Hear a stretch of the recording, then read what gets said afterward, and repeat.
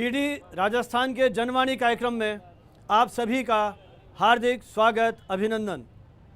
16वीं लोकसभा के गठन के लिए बाड़मेर संसदीय क्षेत्र के जैसलमेर इलाके में आज हम उपस्थित हैं और चर्चा कर रहे हैं विभिन्न राजनीतिक दलों के प्रतिनिधियों के साथ जनता की सीधी बातचीत।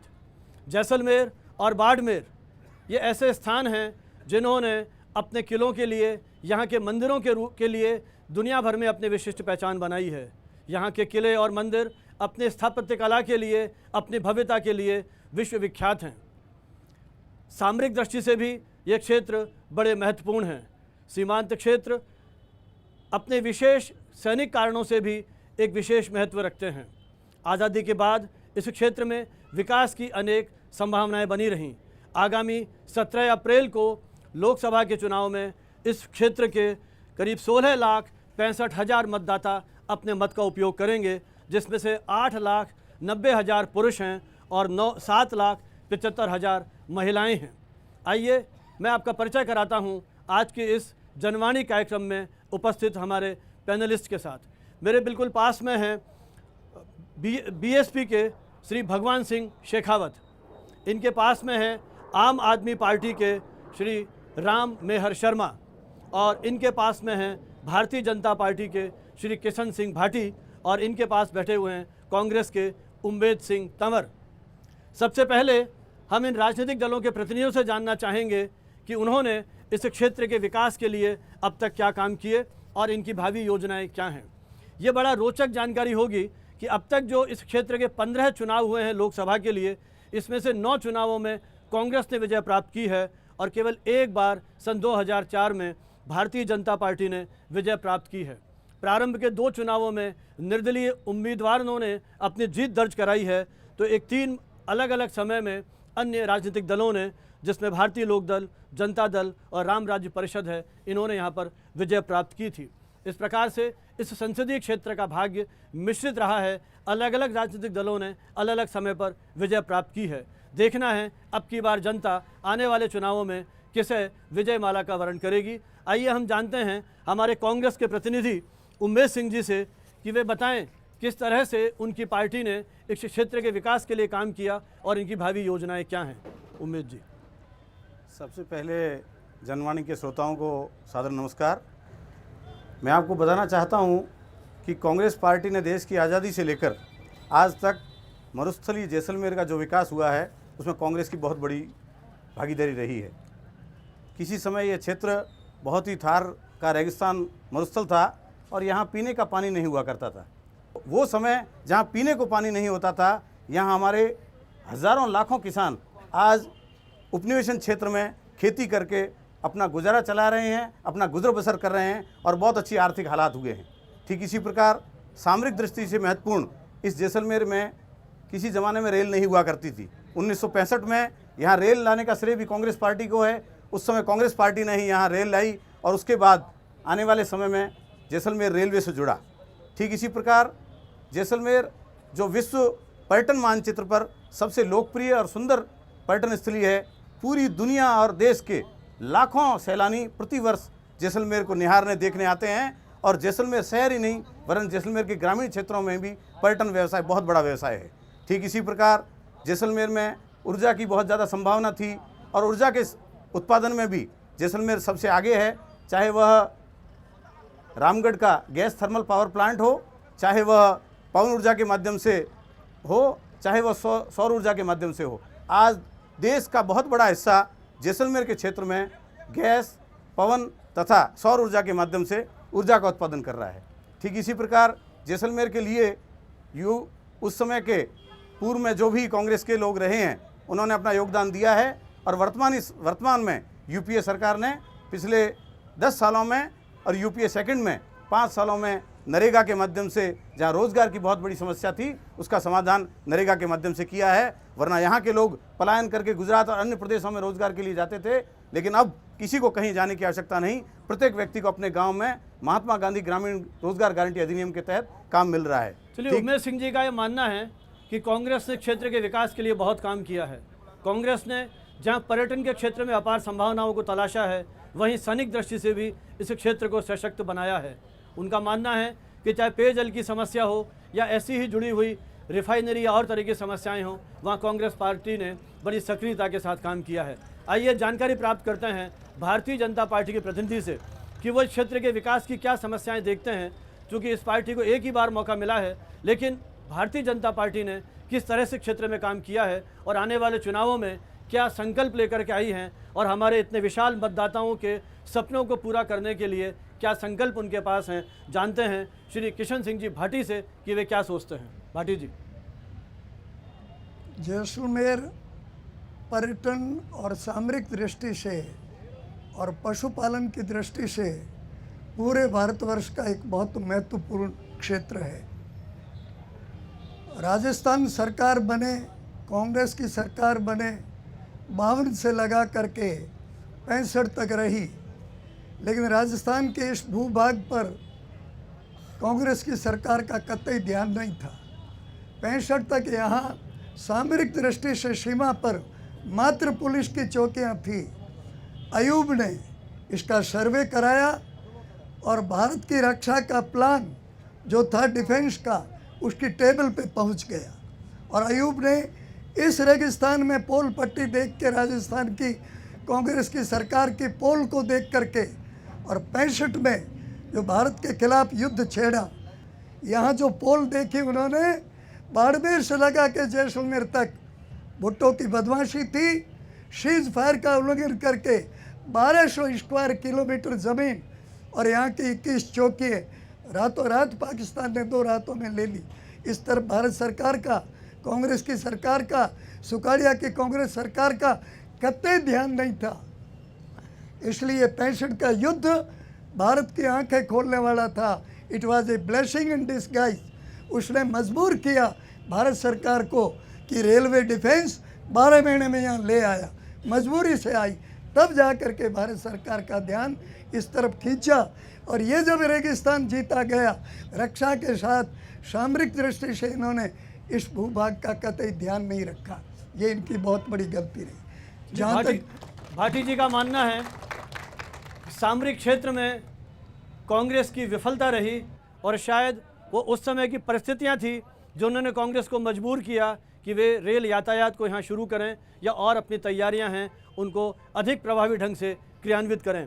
आइए हम जानना चाहते हैं, आम आदमी पार्टी के प्रतिनिधि हमारे साथ हैं श्री राम मेहर शर्मा। ये इन चुनावों में क्या संकल्प लेकर के आए हैं, किस तरह की उनकी योजनाएं हैं, उसके बारे में जानकारी प्राप्त करते हैं। राम मेहर जी। मैं पहले तो यही आपको याद दिलाना चाहता हूं कि जो अभी हमारे दोनों साथियों ने अपने अपने जो भी विचार रखे हैं उनसे मैं बिल्कुल अलग हूं, क्योंकि हमारी पार्टी का ना तो अभी तक जो है ना इस एरिया में या और कहीं भी सरकार बनाने का मौका मिला है और ना उनको किसी विकास का ऐसा कोई सर्टिफिकेट देने की ज़रूरत है। लेकिन हमारी पार्टी की एक अलग टाइप की पार्टी है जो सिर्फ भ्रष्टाचार मिटाने के लिए ही जो है ना इन्होंने संकल्प लिया है। एरिया के विकास की बात करते हैं, जैसे मैं ये कहता हूँ कि बाड़मेर जैसलमेर एरिया एशिया में सबसे बड़ा एरिया माना जाता है, लेकिन आज तक यहाँ किसी ने भी एक इंजीनियरिंग कॉलेज नहीं बनवाया। लोगों को जो है ना यहाँ से अपने बच्चों को या तो जोधपुर या कोटा या जयपुर भेजना पड़ता है हायर स्टडी के लिए। तीसरा ये है कि यहाँ पर किसी भी टाइप के हॉस्पिटल में कोई फैसिलिटी नहीं है। जो फैसिलिटी प्रोवाइड मशीनें आती हैं उनको ऑपरेट करने के लिए कोई आदमी नहीं है। कई पोस्टें हड्डियों का है, आँखों का, दांतों का, ये हमेशा खाली रहती है। कोई आता भी है तो वो 2 महीने से ज़्यादा टिकता नहीं है। और इस इतने बड़े एरिया में अगर कोई नियरेस्ट हॉस्पिटल सबसे नज़दीक माना जाता है तो या तो अहमदाबाद जाते हैं या जोधपुर रेफ़र करते हैं। ये जो एक बेसिक जो है रिक्वायरमेंट है जो हर एक आदमी को जरूरत पड़ती है। राम मेहर जी का ये मानना है कि अब तक का जो नेतृत्व था वो शिक्षा के क्षेत्र में, स्वास्थ्य के क्षेत्र में पूरी तरह से विफल रहा है। न्यूनतम आधारभूत ढांचा भी यहाँ विकसित नहीं हो पाया है और आम आदमी पार्टी भ्रष्टाचार उन्मूलन और पारदर्शी शासन व्यवस्था को स्थापित करने का संकल्प लेकर के आप लोगों के बीच में आई है उनको मत देने के लिए। और हम जानना चाहेंगे बीएसपी के श्री भगवान सिंह शेखावत, वे क्या सोचते हैं, वे अपनी पार्टी के माध्यम से आने वाले चुनावों में किस तरह का जैसलमेर बाड़मेर विकसित करने का सपना दिखाते हैं हमारे मतदाताओं को और उसका पूरा करने की चाह रखते हैं। शेखावत जी। अभी तीनों पार्टियों ने बताया, बीजेपी ने, कांग्रेस ने और आप पार्टी ने। आम पार्टी कहती है कि झाड़ू लेकर के जो है हम उतर गए, तो झाड़ू से कोई सफाई नहीं होती कोई भी, तो कोई काम करने से कोई काम होता है। और जो ये भ्रष्टाचार मुद्दा लिया, भ्रष्टाचार आम पार्टी जो मुद्दा लिया है वो मुद्दा कभी पूरा नहीं हो पाएगा, क्योंकि इनकी जो थ्योरी है, कभी कांग्रेस सपोर्ट लेती है, कभी ये किसी सपोर्ट लेती है। और वही बात बीजेपी की है, यहाँ कार्यकर्ताओं को पूछ नहीं है, जो कांग्रेस की पार्टी हो, जो बीजेपी पार्टी हो, कार्यकर्ता मनमानी से कुछ भी करे चाहिए, एक कार्यकर्ताओं को सपोर्ट नहीं करते। ये जो नेता मेन नेता है उन्हीं की चलती है। और जो यहाँ पे जो बॉर्डर एरिया है वहाँ पे आज तक किसी रोड नहीं गई। जो ये डिफेंस ने रोड बनाई है वो रोड रही है। जो कई नेता ने कभी ये नहीं सोचा कि कोई रोड बनाया जाए, गाँवों की सुविधा हो, पानी की सुविधा हो और ये जो है बिजली की सुविधा हो। और गाँव में देखा मैंने बॉर्डर एरिया पे मोबाइल वगैरह नहीं पकड़ते, लोगों को टीलों पर चढ़ना पड़ता है, क्योंकि वहाँ पे टावर वगैरह नहीं लगता। क्योंकि जो है कभी नेता ने सोचा ही नहीं कि गाँव के लिए कोई मोबाइल की व्यवस्था की जाए और जिससे कि गाँव शहर से जुड़ सके। और जो स्कूलें बनी हुई है, गांव में स्कूलें बनी हुई है, वहाँ टीचर नहीं मिलते, टीचर अपने शहरों में बैठे रहते हैं और बच्चे घर पे बैठे रहते हैं। तो यहाँ महिलाओं की, बच्चों की जो है लड़की है, उनकी शिक्षा के लिए कोई व्यवस्था नहीं है। और नई जो गांव के अंदर लड़के हैं उनकी व्यवस्था नहीं है। और जो इसलिए ये बसपा पार्टी का विचार है कि यहाँ पे गाँव के अंदर जो शिक्षा के लिए व्यवस्था की जाए, लड़कियों को बढ़ाने के लिए व्यवस्था की जाए। और जो गाँव के अंदर जो डॉक्टर वगैरह नहीं बैठते हैं उनके लिए जो भी मान लो सुविधाएँ हैं, वो गाँव डॉक्टर सुविधा नहीं है, सुविधा की जाए। और डॉक्टरों गाँव के लिए जो एनओ वगैरह गाँव के लिए व्यवस्था की जाए। और बॉर्डर पे रोडें बनाई जाए और 20 जो गाँव को शहरों से जोड़ने के लिए 20 ये जो है मोबाइल की सुविधा की जाए। चलिए, बीएसपी का ये मानना है कि हमारी आज की राजनीति अवसरवादिता का शिकार हो गई है और अब तक जो राजनीतिक पार्टियां थी इन्होंने अपने स्वार्थों के अनुरूप गठबंधन किए और जनता को वो भूल गए। तकनीकी विस्तारित क्षेत्र में हो, इस पर भी आपने जोर दिया। ये थे हमारे प्रतिनिधि जो अपनी अपनी नीतियां और अपने अपने कार्यों का एक बहुत छोटा सा लेखा जोखा आपके सामने प्रस्तुत कर रहे थे। लेकिन आगामी 17 अप्रैल को इनके भाग्य का फैसला, इनकी पार्टियों के उम्मीदवारों के भाग्य का फैसला आपको करना है। बहुत सोच समझ के निर्णय लेना है, क्योंकि हम अपना भविष्य इनके हाथ में सौंप रहे हैं। तो आइए हम जानना चाहते हैं कि इस क्षेत्र के मतदाता अपने क्षेत्र के विकास के बारे में क्या सोचते हैं और जिन राजनीतिक दलों को अब तक उन्होंने मौका दिया उन्होंने उनकी दृष्टि में क्या किया और अब उनसे क्या उम्मीद करते हैं। हमारे यहाँ महिलाओं का एक छोटा सा ग्रुप है, तो चर्चा की शुरुआत करेंगे महिलाओं से कि वो इस क्षेत्र के विकास के लिए क्या सोचती हैं। आप खड़े होइए और अपना नाम बता के सवाल पूछिए। मेरा नाम बिमला वैष्णव है।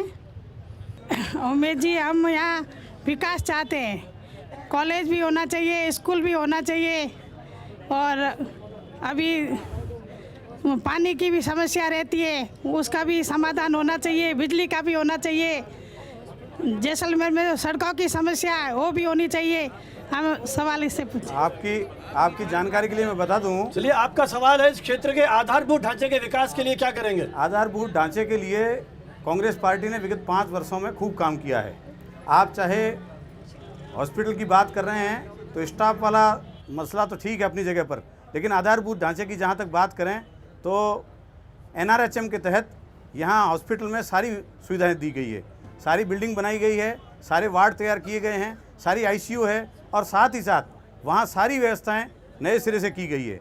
वर्तमान में राज्य सरकार की ये जिम्मेदारी है कि राज्य सरकार ये डॉक्टरों की खाली पद हैं उनको भरे, ये तो राज्य सरकार की जिम्मेदारी है। निश्चित तौर पर हमारी जब राज्य सरकार आएगी हम निश्चित तौर पर इसे पूरा करेंगे।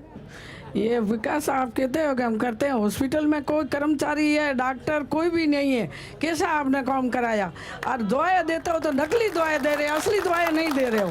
जो नहीं समझते आप समझाने के लिए ये बना दिया कि ये दवाई फ्री है, ये फ्री, क्या फ्री है आप मेरे को बताइए। आज से 4 माह पूर्व डॉक्टर कहाँ है? मशीना ला के रखी है बनावटी, उसमें कौन विकास करता है? मेरे को बताओ ना, कौन डॉक्टर है? और डॉक्टर बताइए आप। आज से 4 माह पूर्व जब विधानसभा के चुनाव हुए थे तो कांग्रेस की अशोक गहलोत मुख्यमंत्री की सरकार ने जो जेनरिक दवाइयाँ मुफ्त लोगों के लिए उपलब्ध करवाई थी, उस समय वसुंधरा जी ने प्रचार में यह कहा कि ये दवाइयाँ जहर है। तो 4 माह के बाद भी आपकी सरकार ने वो जहर बंद क्यों नहीं किया यदि वो गलत थी? और एक व्यक्ति या एक केस बताइए जिसमें वो दवाई खाकर कोई मरा हो। सारे लोग स्वस्थ हो रहे हैं, आम गरीब की सुविधा हो रही है। हकीकत इस बात की यह है कि भाजपा के दिल में ये बात उतर नहीं पा रही है कि निःशुल्क दवाई जो मिल रही है ये आम गरीब का फायदा हो रहा है। ये कुछ लोगों तक इनका अपनी सवाल यह है कि बिल्डिंगें खड़ी हो गई, उपकरण आ गए जी। लेकिन उनका संचालन करने वाले, इलाज करने वाले व्यक्ति वहां नहीं है। तो सवाल यह है कि जो व्यक्ति काम नहीं कर रहे हैं, क्या कभी कोई कार्रवाई की गई उनके खिलाफ? बिल्कुल इस तरह का कांग्रेस शासन के समय यहाँ 25 डॉक्टरों को लगाया गया था। उन 25 में से 13 डॉक्टरों ने ज्वाइन करने की हामी भरी और 3 डॉक्टरों ने ही यहाँ ज्वाइन की। उसके बाद शेष लोग आए नहीं। वर्तमान में सरकार राजस्थान में भाजपा की है। यदि इन चलिए, अगला 5 सवाल। माह हाँ में जी, आप एक भी पूछिए, व्यक्ति क्या को पूछिए? ज्वाइन करवाया हो या आदेश हुआ हो, अगला सवाल तो मुझे लेते हैं बताइए। मेरा नाम भरतपाल सिंह है। मैं बीजेपी और कांग्रेस दोनों से ये सवाल करना चाह रहा हूँ कि आपके इतने साल तक आप दोनों की सरकारें रही, लेकिन जो डेजर्ट नेशनल पार्क का जो एरिया है जहाँ पे कि कोई विकास नहीं हो पा रहा है, उसके ऊपर आज कुछ रोशनी डालने की कोशिश करेंगे। एक बार सिर्फ श्री जसवंत सिंह जी ने ये मुद्दा उठाया था, उसके बाद किसी भी पार्टी ने ये मुद्दा नहीं उठाया है। तो आप इसके लिए आपने कुछ सोचा है? काफ़ी टाइम तक, जैसा कि किसी किशन सिंह साहब ने बात की, काफ़ी टाइम तक आपकी सरकारें रही, कांग्रेस की रही, उसके बाद बीजेपी में ने ये भी राज किया, लेकिन आपने उसके बारे में कुछ सोचा? बताइए आप प्लीज़। बिल्कुल, डेजर्ट नेशनल पार्क यदि हम देखें तो एक बहुत महती चीज़ है, क्योंकि जिस तरह हम इंसानों का रहना आवश्यक है, ठीक इसी प्रकार जंगली जीव जानवर जो हैं, जीव जंतु पक्षी हैं, उनका भी रहना बहुत आवश्यक है, क्योंकि ये पर्यावरण के लिए बहुत आवश्यक है। इसी के तहत डीएनपी बनी हुई है। लेकिन डीएनपी क्षेत्र में भी विकास में कांग्रेस पार्टी ने कोई कसर नहीं छोड़ी। जिस समय कांग्रेस पार्टी ने वहाँ विकास करने की कोशिश की तो कुछ लोग कोर्ट में चले गए। कोर्ट में जाने के बाद हाई कोर्ट ने स्टे लगा दिया, डीएनपी क्षेत्र में विकास नहीं होगा। सरकार ने फिर प्रयास किया, सरकार ने अपनी ओर से फिर वहां मांग की और अपना वकील खड़ा किया, जिसके माध्यम से हाई कोर्ट ने इस बात की छूट दी। लेकिन फिर वो रिट जो थी वो सुप्रीम कोर्ट में लगा दी गई, इस कारण से रुका हुआ है। शेष बात, जहाँ तक बात है, वहाँ पेयजल की व्यवस्था शुरू हो चुकी है। वहाँ कई गाँव नहीं, ऐसा है, कई गांव में पानी पहुंच चुका है। वहाँ कई गांव में पानी पहुंच चुका है। वहाँ मेरी बात सुनिए, वहाँ 2-3 चीज़ों की मनाही है अभी। उसमें से सबसे महत्वपूर्ण जो है वो है टावर नहीं लगने दिए जा रहे, मोबाइल के टावर नहीं लगने दिए जा रहे। दूसरा जहाँ तक बात है, वहाँ स्कूलें खुली है, वहाँ बिल्डिंगें बन रही है, वहाँ लोग जो रह रहे हैं उन तक पानी, बिजली और शिक्षा, सड़क, ये सारी सुविधाएं, उनकी मूलभूत आवश्यकताएं वो उन्हें मिल रही है। और चिकित्सा के लिए वहाँ एएनएम सेंटर है, बाकायदा निश्चित तौर पर एएनएम वहाँ बैठ। हाँ भाटी जी, आप कुछ कहना चाहते हैं? भाटी जी, ये क्या कहना चाहते हैं? हाँ जी। राष्ट्रीय मरु उद्यान के बारे में ये विचार है कि इतने बड़े 3000 स्क्वायर किलोमीटर क्षेत्र की पर्यावरण के लिए, जंगली जीव जंतुओं के लिए रक्षण की कोई आवश्यकता नहीं है। यहाँ के लोगों की कम जानकारी होने से जो गजट नोटिफिकेशन हुआ उसकी जानकारी लोगों को नहीं हुई, निरक्षरता ज़्यादा थी, लीगली ऐतराज़ नहीं हो सकी। लेकिन व्यवहारिक पक्ष ये है कि रेप्टाइल यानी सांडा, रेप्टाइल और जंगली लोमड़ी, मोर, वन बिलाव, इसकी रक्षा के लिए 3000 किलोमीटर एरिया, जैसलमेर के लगभग 29 गांव, बाड़मेर के 33 गांव, इतने बड़े क्षेत्र की कोई आवश्यकता नहीं है। जहाँ तक भाजपा का सवाल है, हमने उसी खूड़ी में, जसवंत जी के ननियाल में, उन्हीं के मामा जी की उपस्थिति में भाजपा के दोनों विधायकों ने, जालम सिंह जी श्री विधायक, हरीश जी ने, मैं भी उसमें था, कांग्रेस के बंधु भी थे, बहुत बड़ा सम्मेलन हुआ, भाजपा के मंत्री स्वरूप सिंह जी भी थे। हमने आवाज़ उठाई, री सर्वे कराया। हम चाहते हैं कि इसको व्यवहारिक रूप से कर्टेल करें और लोगों को मूलभूत सुविधाएं उसमें कमी नहीं होनी चाहिए। हमारा ये विचार है कि इसको बहुत संक्षिप्त किया जाए। हमने भाजपा में बात भी की है और हम ये 16वीं लोकसभा का जो चुनाव है, इसमें राष्ट्रीय स्तर पर माननीय मोदी जी के सामने और सबके सामने रखेंगे कि इस पर पुनर्विचार करके, जनता को सुन करके और इसका पुनर्गठन करके छोटा एरिया लिया जाए। हमारा विचार है कि जो ओरण कंसेप्ट था, ओरण एक पर्यावरण का, ऋषि मुनियों का, यहाँ के देवों का, यहाँ की जनता का हजारों वर्षों से अजाय हुआ कन। इसलिए हम चाहते हैं यहाँ का रीसर्वे हो, ओरडें स्थापित हो। ओरड में तिलोर भी है, ओरड में खरगोश भी है, ओरड में लोमड़ी भी है, और उनमें सभी तरह के गोडाउन भी है, वन बिलाव भी है, रेप्टाइल भी है, उनको सुरक्षित किया जाए। इस तरह से मरु उद्यान के बारे में पुनर्विचार की आवश्यकता है और ग्रामीणों को साथ बिठा करके, जनता को बिठा करके इस पर पुनर्विचार की। मैं दशरथ महेश, जैसा कि भाई साहब ने बताया कि सड़क की परमिशन है, डीएनपी में कोई सड़क की परमिशन नहीं है, ठीक है। और खूड़ी रोड तक कोई सिंगल सड़क है जो आज से कई साल पहले बनी हुई थी, वही सड़क है आज। और दूसरा रही शर्मा जी से आप पार्टी की, जब आप पार्टी को समर्थन मिल रहा था दिल्ली में तो उन्होंने समर्थन क्यों छोड़ा? केजरीवाल जी ने समर्थन लिया और क्यों छोड़ी? उन्होंने, उनकी पहली शर्त ये थी कि जन लोकपाल बिल पास करवाएंगे। जिस मुद्दे पर, सुनो और मैं जवाब दूंगा ना, जिस मुद्दे पर इन्होंने पार्टी बनाई थी और उस मुद्दे का ही उन्होंने उसका निराकरण किया। दोनों पार्टियां एक मिल गई। अरे इन्होंने तो जो है ना एक गवर्नर के सामने जाकर जो है चूड़ियां रख दी है, इससे ज़्यादा और निरादर क्या होगा? एक ही थाली ना, एक थाली का नहीं हो सकते। उमेश जी से निवेदन है, उमेश जी से निवेदन है, सेंटर में आपकी 60 साल की सत्ता रही और 5 साल अभी भी आपका सर, युवाओं के लिए आपने कौन सी पॉलिसी चालू की? युवाओं के सभी बेटे, सब युवाओं के लिए कौन सी पॉलिसी, जो भी भर्तियां आपने चालू की सब कोर्ट में डाल दी। युवाओं के लिए आपके लिए क्या, आपके पास क्या है? युवाओं के लिए केंद्र सरकार तथा राज्य सरकार ने कहीं अपनी ओर से कोई कमी नहीं, और कांग्रेस पार्टी ने युवाओं के लिए प्रधानमंत्री रोजगार गारंटी योजना से लेकर और जितनी भी योजनाएं बनाई कांग्रेस पार्टी ने बनाई है। कांग्रेस पार्टी ने विगत, हाँ, युवा लोगों के लिए प्रधानमंत्री रोजगार गारंटी योजना किसके लिए है? युवाओं के लिए ही है। जिस समय देश आजाद सिंह है और मेरा इन बीजेपी और कांग्रेस दोनों से ये सवाल है कि मैं उपनिवेशन क्षेत्र का हूँ। उपनिवेशन तहसील के अंदर आप पैसे जमा कराने के लिए भी जाते हैं तो भी रिश्वत देनी पड़ती है। ऐसा क्यों है? सबको पता है ये मुद्दा नैन है और सब इससे त्रस्त है। हम अपनी जमीन के पैसे जमा करवाने के लिए ऑफिस में जाते हैं तो ही वो टीआरए ये बोलता है कि मैं आपसे इतने रुपये लूंगा तो आज दे दूंगा, नहीं तो 15 दिन बाद आ जाना चालान लेने के लिए। और अगर मेरे जैसा कोई आदमी 15 दिन बाद भी जाता है तो 15 दिन आगे की तारीख बता दी जाती है। ये भ्रष्टाचार पर नजर क्यों नहीं जा रही है दोनों सरकारों की? वर्तमान में भाजपा की सरकार है, उनको इन चीज़ों का ध्यान देना चाहिए, क्योंकि जिस दिन से भाजपा की सरकार राजस्थान में आई है उस दिन से नहर में पानी बंद हो गया है और भ्रष्टाचार चरम पे पहुंच चुका है।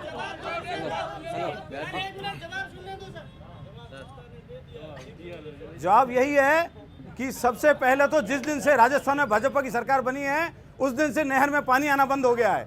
और दूसरी बात, उपनिवेशन क्षेत्र में जो भ्रष्टाचार हो रहा है उसके लिए वर्तमान राजस्थान सरकार जिम्मेदार है, उनको ध्यान देना चाहिए इस बात पर।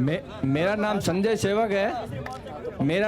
सेवक है। मैं दोनों पार्टियों से पूछना चाहता हूं कि 2004 में भूमिहीन किसानों के जो फार्म भरवाए गए थे मुर्मों के, उसका अभी तक क्या हुआ? दोनों ने अभी तक उसके ऊपर कोई कदम नहीं उठाया। मैं दोनों पार्टियों से ये पूछना चाहता हूँ। सबसे पहले मैं आपकी जानकारी के लिए बता दूं कि 2004 में राजस्थान में भाजपा की सरकार थी और यहाँ के विधायक सांग सिंह जी ने जैसलमेर की भोली भाली जनता को बेवकूफ़ बनाकर झूठे फॉर्म भरवाए गए। 64,000 फॉर्म भरवाए गए, जबकि इतनी ज़मीन ही नहरी क्षेत्र में नहीं थी। उसके बाद जो झूठे फॉर्म भराए गए तो निश्चित तौर पर उन इतने सारे 64,000 जो फॉर्म किसानों के भरवाए गए थे, चूँकि नहरी क्षेत्र में इतनी ज़मीन ही नहीं थी, तो वो छल असल में भाजपा की वर्तमान तत्कालीन सरकार और तत्कालीन विधायक सांग सिंह की गलती है कि उन्होंने जिस तरीके से लोगों को बरगला कर झूठे 64,000 फॉर्म भराए। उनके पास जमीन तो थी नहीं, वो दे किसे रहे थे? हमने कांग्रेस की सरकार ने आते ही स्थिति स्पष्ट कर दी। शांति शांति शांति, कांग्रेस की सरकार ने आते ही स्थिति शांति बना रखे। सुनिए जवाब आप। हाँ भाटी जी, आप कुछ कह रहे हैं? ऐसा है, आप शांति बनाए रखें, जवाब को ध्यान से सुने। मैं अपनी पार्टी की तरफ से जवाब किसानों के बारे में दे दूं। राजस्थान अभिधृति अधिनियम, राजस्थान काश्तकारी अधिनियम तत्कालीन रेवेन्यू मिनिस्टर कुंभाराम जी के वक्त सन 55 में आया। कॉलोनाइजेशन एक्ट भी सन 1954 में आया। उसके नोटिफिकेशन से गंगानगर से लगा करके और जैसलमेर तक नहर का जो कमांड एरिया डिक्लेयर हो गया सूखी जमीन का, उसमें काश्तकारों को खातेदारी के अधिकार नहीं थे। पहली दफ़ा भैरू सिंह जी की सरकार ने हम जब विधायक थे, हमारी मांग पर पहली दफ़ा राजस्थान काश्तकारी कानून में धारा 15 में संशोधन करके धारा 15 AAA जोड़ी गई और राजस्थान के काश्तकारों को, रेगिस्तान के काश्तकारों को खातेदारी के अधिकार दिए गए। उसमें कम से कम मेरा रोल था, 4 बार मैंने संशोधन कराए। मैं जवाब दे दूं, इस चीज़ को तो मास्टरी आप 1000 क्वेश्चन। ये कानून हमने बढ़ाया। उसके बाद कानून में कमी रही कि जो भी लिखित में कोई सबूत देगा उसको खातिरदारी। हमने कहा जैसलमेर रियासत में न तो कोई रेवेन्यू कानून था, न काश्तकारी कानून था, न सेटलमेंट था, न ज़मीन के खसरा नंबर थे, और हमारी पूरी रियासत के पास जोग्राफिकल कारण थे। 5 इंच बरसात होती थी सिंध की तरह, हमारे यहाँ बारिश नहीं होती, मवेशी खूब थी, खेती होती नहीं थी। जागीरदार को और राजस्थान स्टेट जो जोधपुर यहाँ की स्टेट थी, हुकूमत को 2 रुपये अलोटा देते थे। किधर भी ज़मीन